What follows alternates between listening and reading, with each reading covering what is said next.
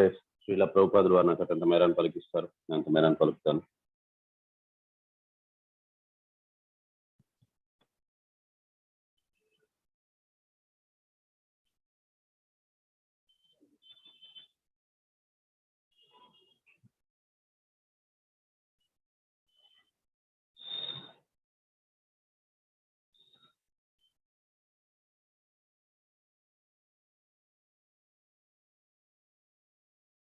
మీరు అర్పించిన నమస్కారాలన్నింటినీ కూడా నా గురువు గారి యొక్క పాదాలకు నేను అర్పిస్తున్నాను.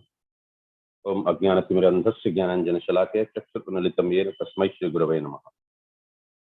ఈ చైతన్యమనోభీష్టం స్థాపితం యేన భూతలే స్వయం రూపః కదా మహ్యం దదాతి సుపదాంతికం. హే కృష్ణ కరుణా సింధు దీనబంధు జగత్పతే గోపేశ్ గోపికా కాంత రాధా కాంత నమోస్తు.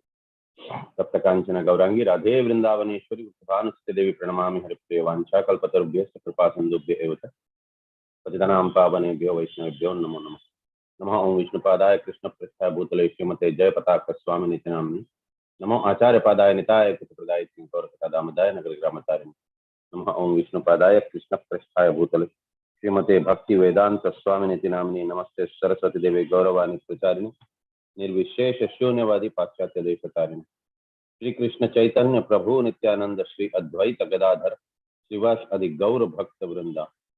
हरे कृष्ण कृष्ण कृष्ण हरे हरे, हरे राम राम राम हरे हरे.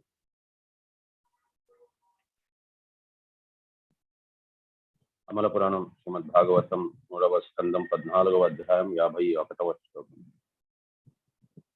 మైత్రేయ ఉవాచ శ్రుత్వా భగవతం పౌత్రం మోదతాద్దితిభ్రూభషం పత్రయోష్టవధం కృష్ణాద్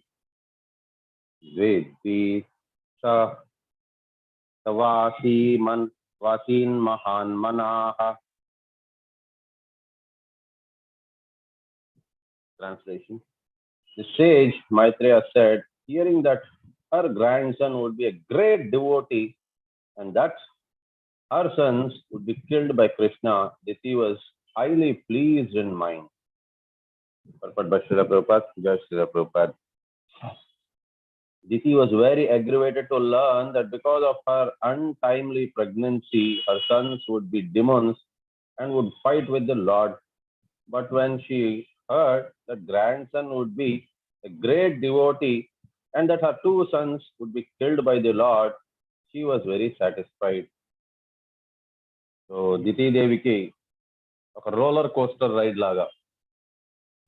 సో భక్తుల జీవితంలో కూడా ఆనందము దుఃఖము రెండూ కూడా భగవంతుడు ఒకదాని వెనకాతల ఒకటి పంపిస్తూ ఉంటారు చూసేదానికి. వారు ఎటువంటి వారు, అత్యంతమైన ఆనందాన్ని తట్టుకోగలరా, అతి అధికమైన బాధని కూడా వారు ఓర్చుకోగలరా, రెండూ పంపిస్తూ ఉంటారు. సో ఇక్కడ దితీదేవికి సో తను చేసిన పాపాన్ని తెలుసుకున్నాక మొట్టమొదటిగా చెప్పారు, ఇద్దరు కొడుకులు కూడా రాక్షసులుగా పుట్టబోతారు. వారు బాధలు వారు అనుభవిస్తారు, వారు ఇతరులకి కూడా బాధల్ని ప్రసాదిస్తారు అని చెప్పిన తర్వాత ఆవిడ చాలా చాలా బాధపడ్డారు ఫస్ట్. దాని తర్వాత ఆవిడ అడిగారు, ఈ రకంగా వారు బ్రాహ్మణుల యొక్క శాపగ్రస్తులు అయితే ఉండరు కదా అని. లేదు, భగవంతుడి ద్వారా సంహరింపబడతారు అని చెప్పిన తర్వాత కొద్దిగా ఊరట కలిగింది, కాస్త ఆనందం పడ్డారు. దాని తర్వాత ఆవిడికి చెప్పారు, మీ పిల్లలు ఇంత అల్లకలోలం సృష్టిస్తారు కానీ భగవంతుడి చేతుల ద్వారా వారు సంహరించబడతారు అని అంటే ఆవిడ కొద్దిగా శాంతపడ్డారు. ఎందుకంటే బ్రాహ్మణుల శాపం తగిలితే అది అన్నిటికంటే పెద్ద నాశనానికే వాటిల్లుతుంది, దారి తీస్తుంది అని. కాకపోతే ఆవిడలో నుండి గొప్ప గుణం ఏంటి అని అంటే, ఏది జరిగినా సరే కూడా నా కర్మల ద్వారా అది జరుగుతోంది, ఎవరో నా మీదకి అన్యాయపూర్వకంగా నా మీదకి ఇది రుద్దటం లేదు అని తెలుసు ఆవిడికి.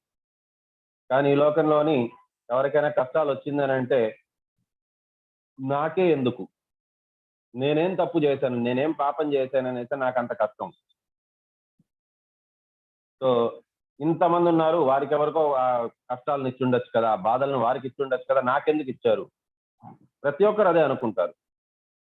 ఈ రకంగా వారు చేసుకున్న కర్మల ద్వారా వారికి వస్తోంది అనేసని చాలా తక్కువ మంది అనుకుంటారు. ఆ రకంగా అనుకున్న వారికే భగవత్ కైంకర్యం అనేది లభిస్తుంది. భగవద్ధామానికి వారు చేరుకునే అర్హత వారు పెట్టుకొని ఉంటారు. సో ఈ రకంగా పెట్టుకున్న దాని వల్ల ఆవిడకి ఏంటి అని అంటే ఈ గొప్ప వరం అనేది కూడా వచ్చింది. వారి వంశంలోనే ఒక గొప్ప భక్తుడు కూడా పుడతారు, ప్రహ్లాద్ మహారాజ్, ద్వాదశ మహాజనుల్లోంచి ఒకరు అన్నట్టుగా. అర్జునుడికి కూడా ఇదే రకంగా జరిగింది. యుద్ధ భూమిలోని ముందైతే యుద్ధం కోసమని అతను సన్నాహాలు చేస్తూ, నాకు కృష్ణుడే కావాలి, నాకు నారాయణీయ సేన కూడా వద్దు అని అన్నారు. ఎప్పుడైతే కృష్ణుడి దగ్గర కోరుకునే దానికి వెళ్ళారో వరము, అప్పుడు యుద్ధానికి తత్పరులయ్యే ఉన్నాం. సో కృష్ణుడు కూడా వచ్చేశారు. యుద్ధ సన్నాహాలు మొదలైంది. యుద్ధం ఏ రోజైతే మొదలవుతుందో ఆ రోజు రానే వచ్చింది. యుద్ధ భూమికి వెళ్ళినాక అక్కడ గాంధీవం చేతి నుంచి జారిపోయింది. కళ్ళల్లోని అశ్రుధారాలు కాచుకుంటూ, నా వల్ల యుద్ధం కాదు, నా స్వజనుల్ని నేను సంహరించలేను అని అన్నారు. అప్పుడు కృష్ణుడికి దాసోహం అయిపోయారు. అప్పుడు కృష్ణుడు ఎప్పుడైతే భగవద్గీత చెప్తూ వచ్చారో ఒకానొక స్టేజ్కి ఎంత ఆనందోల్లాసాలతో మునిగిపోయి ఉన్నారంటే అతను యుద్ధ భూమిలో ఉన్నారనే విషయాన్ని మర్చిపోయి, ఇంకా చెప్పండి గోవింద, నారాయణ, ఇంకా చెప్పండి, మీరు చెప్తూ ఉంటే నాకు చెవులకి వినేదానికి ఆనందంగా ఆహ్లాదంగా ఉన్నది, ఇంకా చెప్పండి అన్నారు. కృష్ణుడు చెప్తూ వచ్చారు, అది ఆనందంగా ఉన్నారు అతను. కానీ నెక్స్ట్ మొమెంటే ఇతను ఒక ప్రశ్న అడిగారు, మీరు ఆ రూపం ఏదైతే మీరు చెప్పారో, వర్ణనం చేశారో మీ యొక్క విభూతుల గురించి, ఆ రూపాన్ని నాకు చూడాలని ఉంది అని.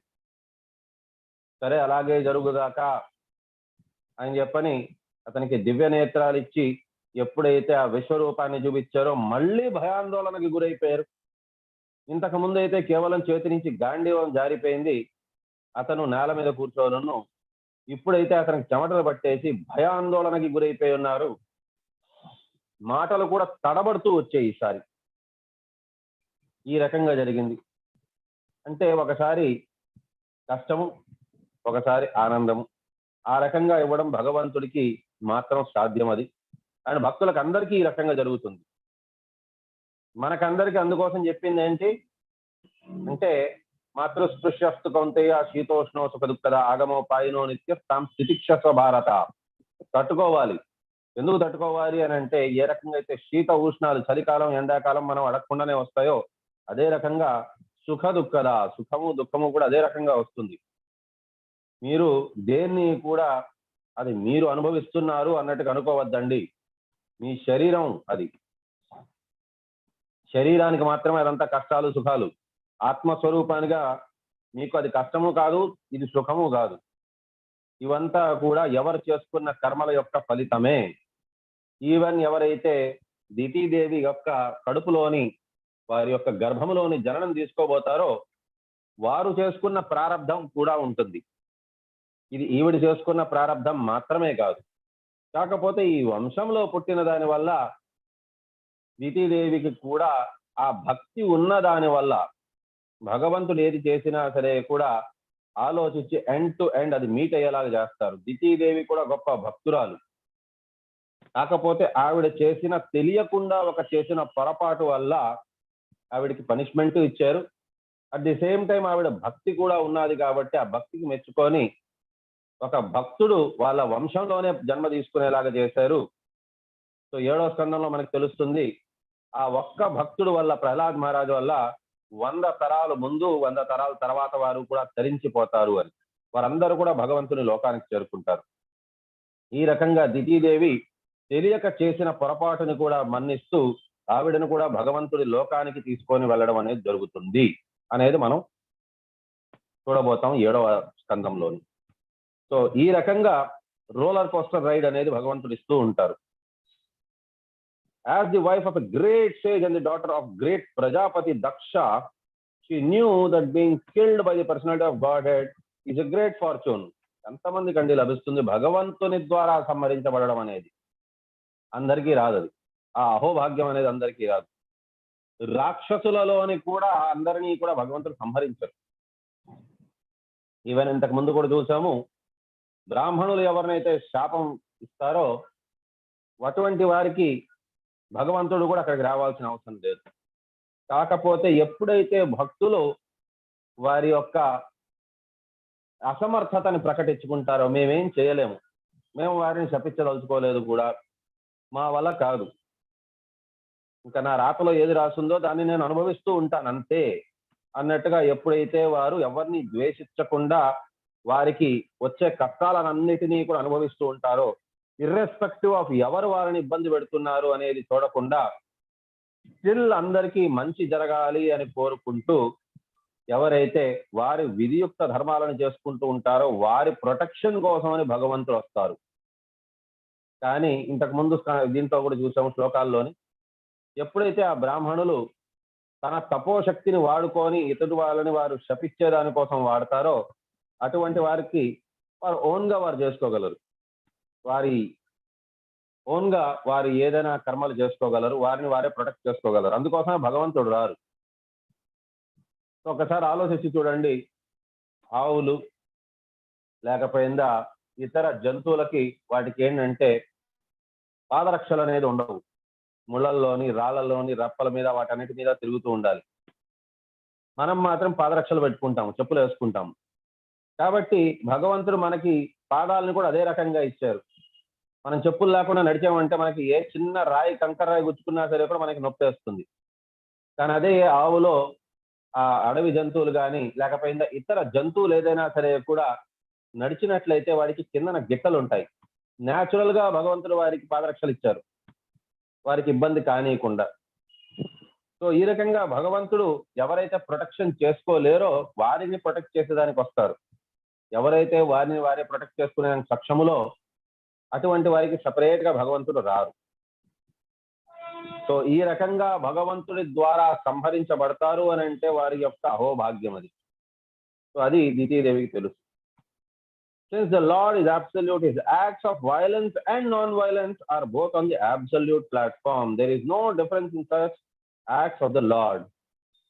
So భగవంతుడు ఆల్రెడీ భగవద్గీతలో చెప్పారు, జన్మ కర్మ చ మే దివ్యం ఏవం యో వేత్తి తత్వతః తత్వా దేహం పునర్జన్మ నైతి మామేతి సోర్జున అంటే అతను శరీరం వేరే ఆ రకంగా కాదు, ఆత్మ వేరే అన్నట్టు కాదు. భగవంతుడు అన్ని కూడా దివ్యమైనటిదే. ఆయన జన్మ కూడా దివ్యమైనటిదే, శరీరము దివ్యమైనటిదే. ఆయన కర్మలు లీలలు, మనదైతే కర్మలు, అతనిదైతే లీలలు. సో అందుకోసమే దివ్యమైనటిది అని చెప్పారు. ప్రతి ఒక్కటి లీలనే అతనిది. అతను గోవర్ధనగిరి పర్వతాన్ని ఎత్తారు తన భక్తుల్ని కాపాడేదానికి అని అంటే అది ఒక లీల. ఒక రాక్షసిని సంహరించారు అని అంటే అది కూడా లీలనే. ఎందుకు మరి సంహరించడం అనేది మనం చేస్తే అది ఎందుకు కర్మ అవుతుంది అంటే మనం చేయడానికి లేదది. మనం భగవంతుడు కాదు, కనీసం భగవంతుని భక్తులుగా కాము.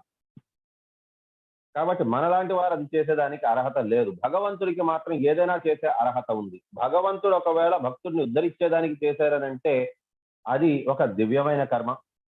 అదే ఒకవేళ ఒక రాక్షసుడిని సంహరిస్తున్నారు అని అంటే అది ఆ రాక్షసుడికి మంచి, ప్లస్ భక్తులకి కూడా మంచి. భక్తులకు ఎందుకు మంచి అని అంటే ఆ రాక్షస బాధ నుంచి, బెరద నుంచి వారికి విముక్తిని కలిగిస్తున్నారు కాబట్టి అదొక రకమైన మంచి భక్తులకి.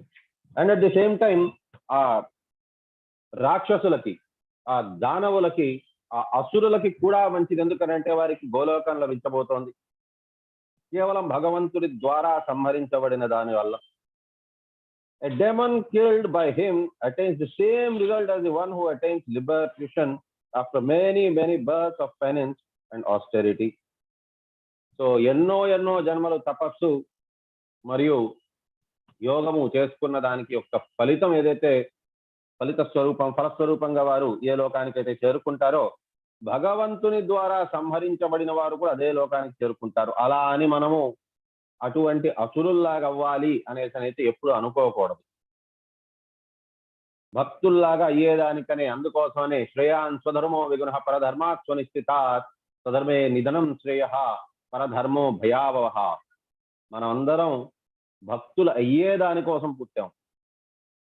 ఈ రకంగా మనం కొద్దిగా సరైన ఇది దారికి మనం వెళ్తున్నాం. గమ్యస్థానానికి చేరుకునేదానికి కొద్దిగా లేట్ కావచ్చు, ఒకరికి తొందరగా వెళ్ళచ్చు. ప్రాపర్ భక్తి అనేది మనం చేయలేకపోవచ్చు ఈ జన్మలోను. సో నత్తనడకన నడుస్తున్నాం భక్తుల్లాగా, ఈ రకంగా కంటే కూడా రాక్షసులాగా అయితే తొందరగా వెళ్ళిపోతాం కదా అనుకుంటే అది కాదది. భక్తుల్లాగానే స్లోగా నడిచినా పర్వాలేదు, కానీ సరైన మార్గంలో ఉన్నాము. మనం చేయాల్సింది ఏమంటే భగవంతుని కైంకర్యం, భగవంతుని కృప మీద మాత్రమే మనం నిర్భరమై ఉండాలి. భగవంతుడు ఎప్పుడు మన చేయి పట్టుకొని ఎప్పుడు గమ్యస్థానానికి చేర్చాలని నిర్ణయించుకుంటారో అప్పుడే గమ్యస్థానానికి చేరుస్తారు. మన వంతు ప్రయత్నించడం, భగవంతుడు ఎప్పుడైతే కృప చూపిస్తారో అప్పుడు కృప చూపిస్తారు. The word Bhisham is significant herein because it indicates that Diti was pleased beyond her expectations.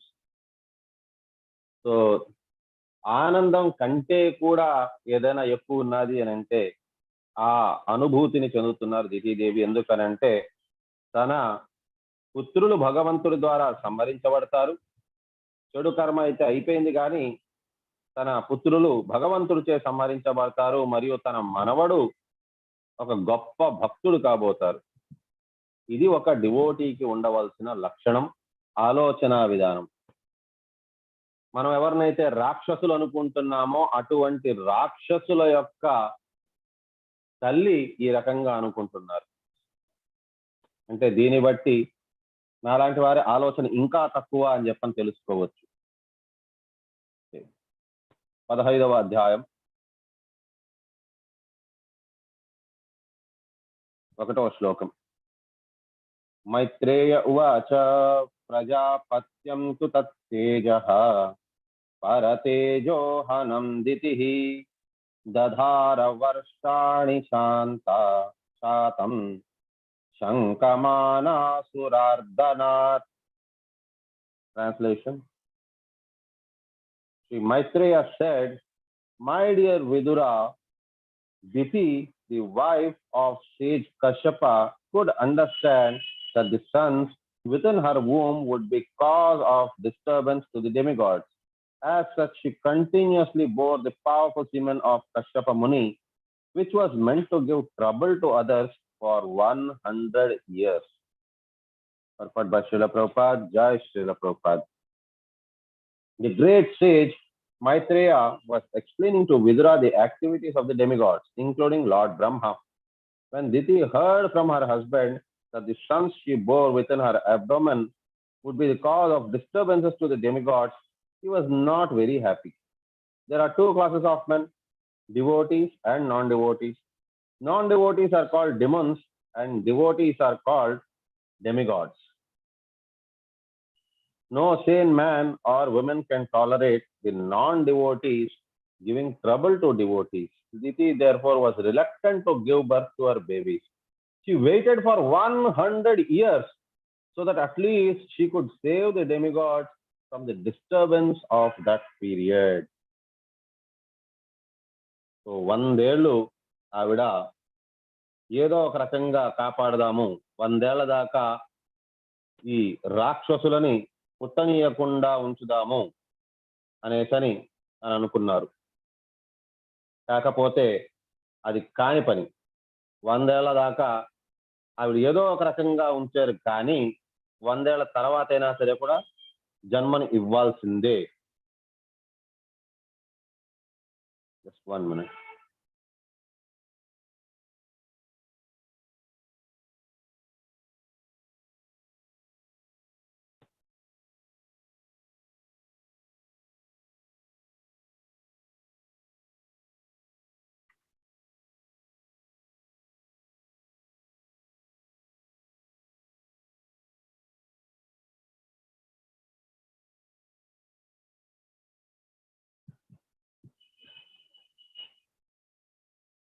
Okay.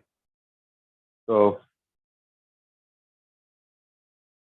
the great sage Maitreya was explaining Vidura the activities of the demigods, such including Lord Brahma.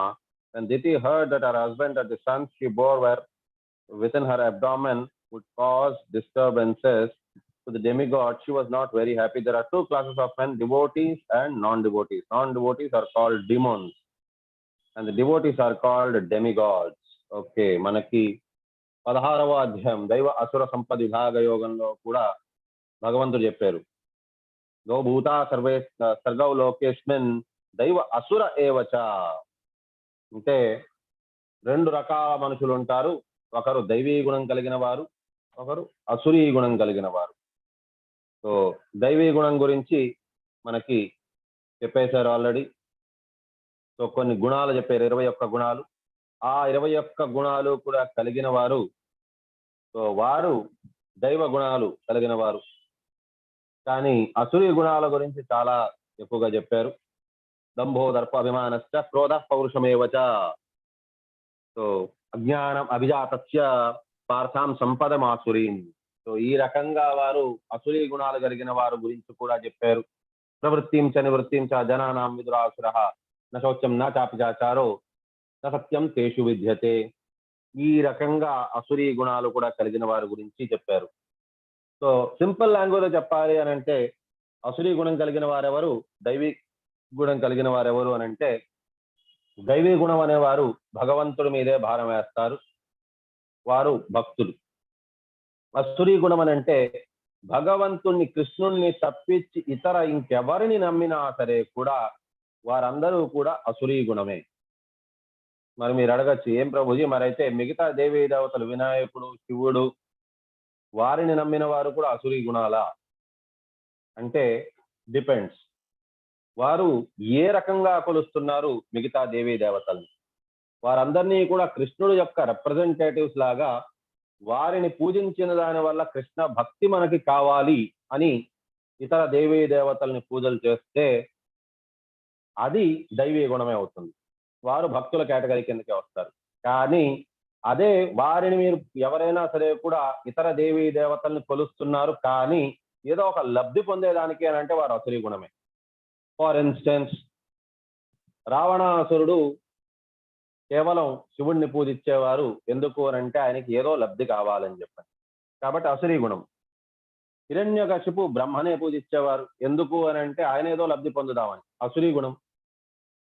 At the same time Narada ముని లాంటి వారు కూడా శివుడికి ప్రార్థనలు చేస్తారు, కానీ ఎందుకోసమని తెలుసు, వైష్ణవానాం యథా శంభో, వీరందరూ కూడా భక్తులే. ఒక భక్తుడికి అన్నిటికంటే ప్రియతమమైనది ఎవరు అని అంటే ఇంకొక భక్తుడు. కాబట్టి ఇంకొక భక్తుడిని కనిపించినప్పుడు వారికి సాదర వందనాలు చేస్తారు, కాబట్టి అతను దైవీ గుణం. సో ఈ రకంగా ఉన్నవారిని మరి ఎందుకు మనం అనవసరంగా ఇంత తొందరగా జన్మనిచ్చేయాలి, దేవీ దేవతలను కొంతకాలమైనా సరే కూడా వారికి ఇబ్బంది రానియకుండా కాపాడదామని ఆవిడ 100 ఏళ్ల దాకా ఆవిడ గర్భాన్ని ఆవిడ హోల్డ్ చేసి పెట్టారు. కానీ ఫైనలీ విధి విధానం ఏదైతే ఉన్నదో అది పూర్వలిఖితం, అది జరగా తీరుతుందని. 2వ శ్లోకం, లోకే తేనా తేనా హతా లోకే లోకపాలా హతౌ జసః న్యావేదయన్ విశ్వసృజే ధ్వాంతావ్యాతికరం దిశాం.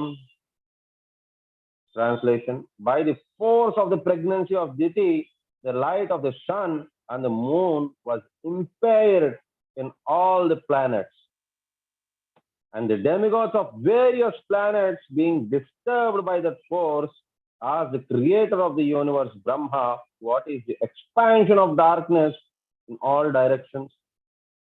Purport by Srila Prabhupada, Jai Srila Prabhupada. It appears from this verse of Srimad Bhagavatam that the sun is the source of light of all the planets in the universe. The modern scientific theory which states that there are many suns in each universe is not supported by this verse. ఇక్కడ ఈ శ్లోకం బట్టి మనకి తెలుస్తుంది, science లో చెప్పింది ఒకటి, మనకి శ్రీమద్ భాగవతం అమల పురాణంలో చెప్పింది ఒకటి. సో ఇక్కడ లోకే తేనా హతా లోకే, సో లోకపాలా హతౌ జసః, సో అన్ని లోకాల్లోని కూడా ఈ చీకటి, సో న్యావేదయన్ విశ్వసృజే ధ్వాంతవ్యాతికరం దిశాం. సో అన్ని దిశల్లోని అన్ని లోకాల్లోని కూడా చీకటి అయిపోతుంది అని అంటున్నారు. అంటే ఒక లోకం గురించి మాట్లాడటం లేదు, అన్ని లోకాల గురించి మాట్లాడుతున్నారు. సో ఉండేది సూర్యుడు వల్ల అన్ని లోకాల్లోని చీకటి రావడం ఎలాగా అని అంటే ఇక్కడ చెప్తున్నారనమాట. ఉండేది ఒకే సూర్యుడు అని. It is understood that in each universe there is only one sun which supplies light to all the planets. In Bhagavad Gita, the moon is also stated to be one of the stars. So మనకి అంటే చదువు కోసం అనేసి మనం ఒకటి నేర్చుకోవాలి, తప్పదు. అది సైన్స్ లో ఏదైతే నేర్పిస్తారో అది ఎగ్జామ్ దాకా నేర్చుకోవాలి. బట్ మనకి పరమ సత్యం తెలుసుకోవాలి అని అంటే శ్రీమద్ భాగవతాన్ని నమ్మాలి. సో ఇక్కడ మనకు చెప్పింది ఏంటి అని అంటే చంద్రుడు కూడా నక్షత్రాల్లోంచి ఒకటి అని. There are many stars, but when we see them glittering at night, we can understand that they are reflectors of light, just as moonlight is reflection of sunlight. Other planets also reflect sunlight, and there are many other planets which cannot be seen by our naked eyes. The demoniac influence of the suns in the womb of Diti expanded darkness throughout the universe.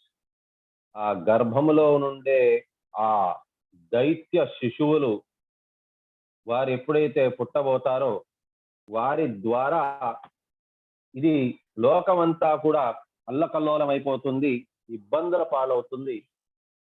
So ఈ కష్టాలు వల్ల లోకమంతా కూడా ఆవృతం అయిపోతుంది అనేది చెప్పే దానికోసం సూచావాచంగా ముందుగానే భక్తులు పుట్టేటప్పుడు కూడా ఇలాంటి శుభ సూచనలు వస్తాయి. అదే ఒక దైత్యులు పుట్టేటప్పుడు కూడా చాలా చాలా దురదృష్టవంతమైన సూచనలు మనకి కనిపిస్తూ ఉంటాయి. సో ఇప్పుడు ఏంటి అని అంటే అటువంటి దైత్యులు ఎప్పుడైతే పుట్టబోతారో ఈ మదర్ నేచర్ కూడా ఏం చేస్తారు అని అంటే ఒక సూచన పంపిస్తారు లోకమంతటికి.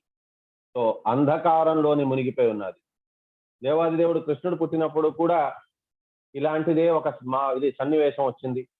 యమునా నది పొంగింది. ఇప్పుడు కూడా యమునా నది పొంగింది అక్కడ.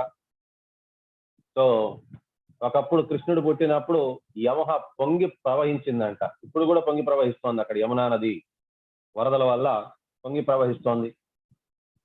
సో కాకపోతే ఆ యమునా నది దారి ఇచ్చిందంట. ఎప్పుడైతే నంద మహారాజ్ శ్రీకృష్ణుడిని తన శిరస్సు మీద ఒక బుట్టలో వేసుకొని వెళ్తున్నో అప్పుడు ఆ నది పక్కకి దారి ఇచ్చింది. కానీ ఆ యమునా నది ఎంత అల్లకల్లోలంగా ఉంది అంటే అందులోంచి కెరటాలలాగా వచ్చేది కృష్ణుడు పాదాలను ముట్టుకొని మళ్ళీ వెనక్కి వెళ్ళిపోతుందంట. సో అంత అల్లకల్లోలంగా ఉన్నింది, చాలా భయంకరంగా ఉన్నింది బయట సిచ్యువేషన్. అది భగవంతుడు అప్పుడు జన్మ తీసుకుంటున్నారు కాబట్టి. సో ప్రకృతి తన ఆనందాన్ని ఆ రకంగా వ్యక్తపరుచుకున్నారు. ఇక్కడ ఇద్దరు దైత్యులు జన్మ తీసుకోబోతారు కాబట్టి మళ్ళీ ప్రకృతి విలపిస్తూ భయపడుతూ ఇక్కడ ఉద్రిక్తంగా తయారైంది వాతావరణం. సో ఇక్కడతో మనం విరామం తీసుకున్నాం. ఇంకా రేపు చూద్దాం. వంశకల్పతరుభ్యశ్చ కృపాసింధుభ్య ఏవ చ పతితానాం పావనేభ్యో వైష్ణవేభ్యో నమో నమః. అనంత కోటి వైష్ణవ వృందికి జయ హో. నామాచార్య